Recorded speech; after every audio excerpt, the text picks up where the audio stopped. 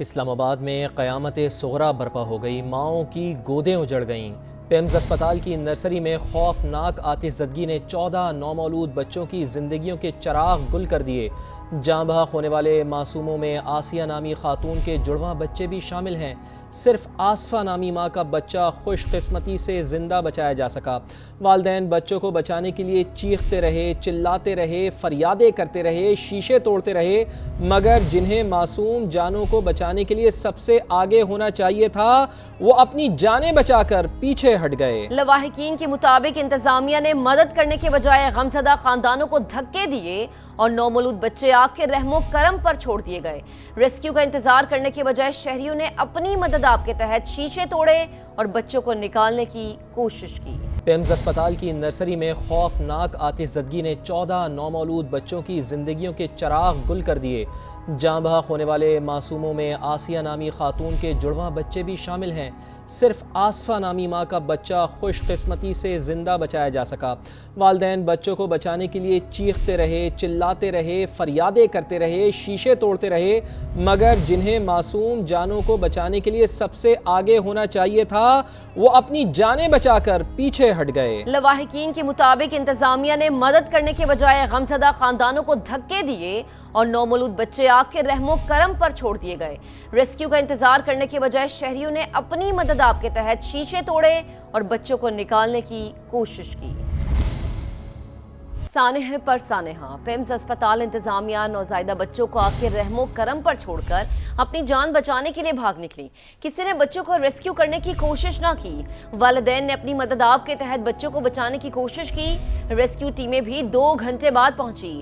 اسپتال انتظامیہ کی بے حسی کی کہانی عینی شاہدین کی زبانی۔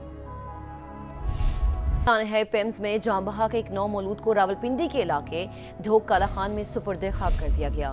سما سے گفتگو میں غمزدہ والد نے شکوہ کیا کہ کسی نے مدد نہیں کی، عملہ موقع پر موجود ہی نہیں تھا۔ انتظامیہ نے لواحقین کو بھی اوپر جانے سے روک دیا۔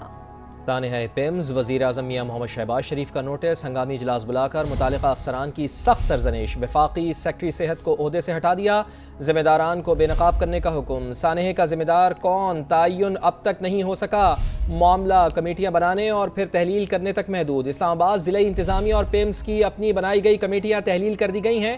اب صرف وزیر اعظم کی قائم کردہ تحقیقاتی کمیٹی ہی معاملے کی چھان بین کرے گی۔ سی ڈی اے کی فائر انسیڈنٹ رپورٹ نے اسپتال کے فائر سیفٹی انتظامات پر ہی سنگین سوالات اٹھا دیے۔ پیمز میں آتش زدگی کا ہولناک واقعہ، انکوائری کمیٹی کا نوٹیفیکیشن جاری، ٹی او آر بھی بن گئے، 3 قسم کی تحقیقاتی کمیٹیاں بنا دی گئی تھی، لیکن تاحال یہ نہیں پتہ چل سکا کہ آگ کیسے لگی۔ اس حوالے سے بات کریں گے ہمارے رپورٹرز، ہم اسلام آباد سے جوائن کر چکے ہیں قمر المنور اور ٹکا خان ثانی سے ڈیٹیلز حاصل کریں گے۔ قمر، سب سے پہلے آپ کی طرف آتے ہیں، آپ یہ بتائے گا کہ آپ کے پاس کیا تفصیل ہے، ابھی تک کیا کچھ سامنے آیا؟ جو یہ کہا جا رہا تھا کہ شارٹ سرکٹ سے آگ لگی، کیا یہی تھا یا معاملہ کچھ اور ہے؟ جی بالکل، ابھی تک تو اس چیز کا تعین ہی نہیں کیا جا سکا کہ آگ لگنے کی اصل وجہ جو ہے وہ کیا ہے، کیونکہ جو کمیٹیاں بنائی گئی تھی ڈپٹی کمشنر نے اور پیمز کی جو انٹرنل انتظامیہ اس نے ان کو تحلیل کر دیا گیا تھا، اور تمام رپورٹس جو ہیں وہ مین کمیٹی جو بنائی گئی تھی وزیر اعظم کی نے اپنی سربراہی میں جو لوگ اس میں شامل کیے گئے تھے اس کو یہ رپورٹ کرنے کا کہا ہے۔ تو ابھی تک اس چیز کا تعین تو نہیں ہو سکا۔ 3 قسم کی رائے جو وہ سامنے آئی تھی، خاص طور پر یہ کہا گیا تھا کہ ایئر کنڈیشن کا جو کمپریسر ہے وہ پھٹنے سے یہ آگ لگی، کچھ جگہ یہ کہا گیا کہ جو بوائلر وہاں پر موجود تھے وہاں پر یہ آگ لگی، لیکن ابھی تک اصل تعین نہیں کیا جائے گا۔ جو سی ڈی اے نے اپنی رپورٹ جو ہے وہ پیش کی تھی اور اس کے مطابق یہ کہا گیا تھا کہ یہ ایئر کنڈیشن کا جو کمپریسر ہے وہ پھٹنے سے آگ لگی تھی اور اسی وجہ سے یہ آگ جو ہے وہ پھیل گئی، لیکن اس میں جو غفلت ہے وہ بڑی واضح نظر آ رہی ہے۔ خاص طور پر جو ہنگامی راستے تھے وہ بند تھے اور وہاں پر موجود جو لوگ تھے انہوں نے اپنی مدد آپ کے تحت وہاں کے شیشے توڑے، کیونکہ جو ہنگامی راستے سے ان کو 2 تالے لگا کر جو وہ بند کیا گیا تھا۔ پہلے شیشے کا جو دروازہ تھا وہ بند اور اس کے آگے جالی والا جو دروازہ تھا وہاں پر بھی تالے تھے اور اس کے اوپر کوئی بھی اٹینڈنٹ یا سیکیورٹی گارڈ موجود نہیں تھا۔